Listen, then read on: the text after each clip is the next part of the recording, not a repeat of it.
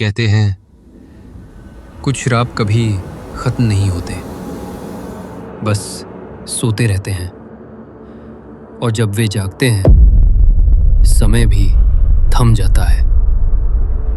थामा लौट आया है। रात के 2 बजे थे। राजस्थान के कंचनगढ़ गांव के पास पुराने मंदिर की छतों पर हवा तड़क रही थी। और उसी रात जिसका सामना ताड़का और आलोक ने किया, उसके बाद गांव की हर रात डरावनी बन गई। कहानी शुरू होती है आलोक से। आलोक एक ऐसा इंसान जो अपने अंदर छुपे अंधेरे और शक्ति के बीच जी रहा है। वो एक कॉलेज में हिस्ट्री लेक्चरर है, लेकिन उसकी हर सांस में एक रहस्य है। रात को जब वो शीशे में देखता है तो उसका प्रतिबिंब देर से हिलता है। कभी कभी उसकी परछाई मुस्कुराती है, वो नहीं। कहानी आगे बढ़ती है। कॉलेज में आई नई प्रोफेसर ताड़का, वो आयुर्वेदिक हिस्ट्री पढ़ाने आई थी। पहली ही मुलाकात में आलोक और ताड़का के बीच एक अजीब सा कनेक्शन महसूस हुआ। ताड़का ने मुस्कुराते हुए कहा, आपकी आंखें बहुत कुछ कहती है प्रोफेसर आलोक।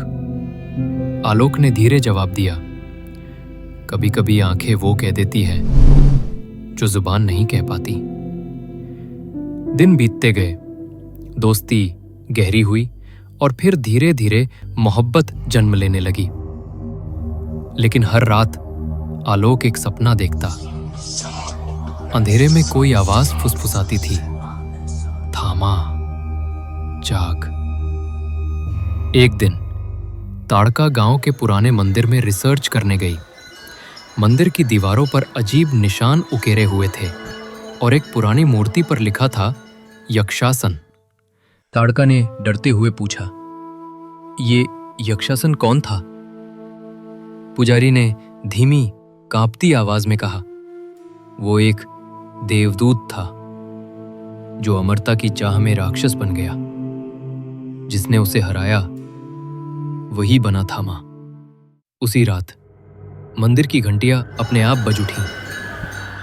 आलोक को तेज बुखार चढ़ा और उसकी आंखें लाल हो गईं।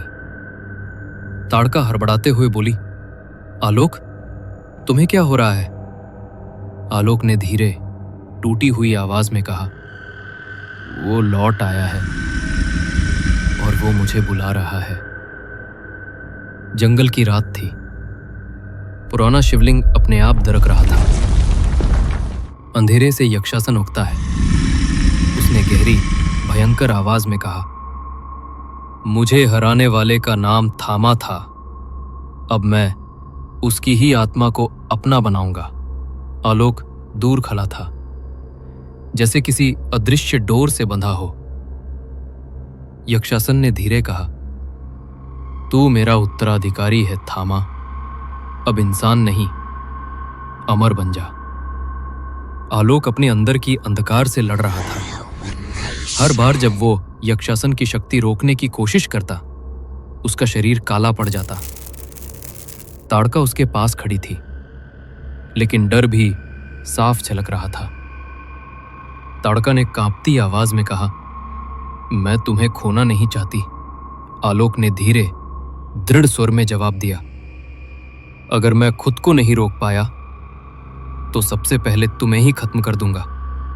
वो ताड़का को मंदिर के पास छोड़ता है और अकेले यक्षासन से मिलने निकल पड़ता है। मंदिर पर बिजली गिरती है। चारों ओर आग फैल रही थी। यक्षासन मंत्र पढ़ रहा था, शक्ति समेट रहा था। उसने कहा, तेरे खून में मेरी शक्ति है थामा। मुझे स्वीकार कर और अमरता पाले। आलोक अपनी आखिरी ताकत जुटाता है। उसके चारों ओर नीली आग जल उठती है। आसमान से ऊर्जा बरसती है। आलोक और यक्षासन आमने सामने थे। आलोक गरजते हुए कहता है, थामा श्राप नहीं, सुरक्षा का प्रतीक है। उसने यक्षासन के हृदय में हाथ डाल दिया। यक्षासन की आत्मा राख में बदल गई।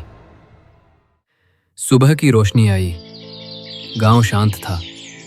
लोग जाग रहे थे। मंदिर फिर साफ दिख रहा था। ताड़का भागती हुई आई। मंदिर के सामने राख का ढेर और एक नीला पत्थर पड़ा था। ताड़का ने धीरे कहा, आलोक। वो पत्थर छूती है और हवा में आलोक की आवाज गूंजती है।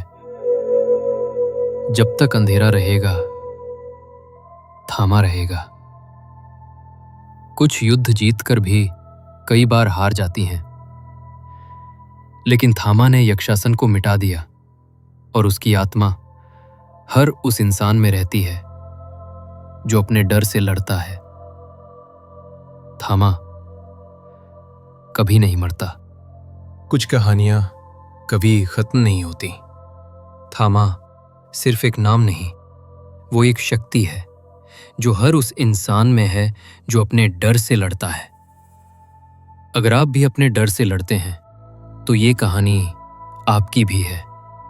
लाइक करें, सब्सक्राइब करें खूनी कहानियां चैनल और कमेंट में बताएं, क्या थामा सच में लौट आया है?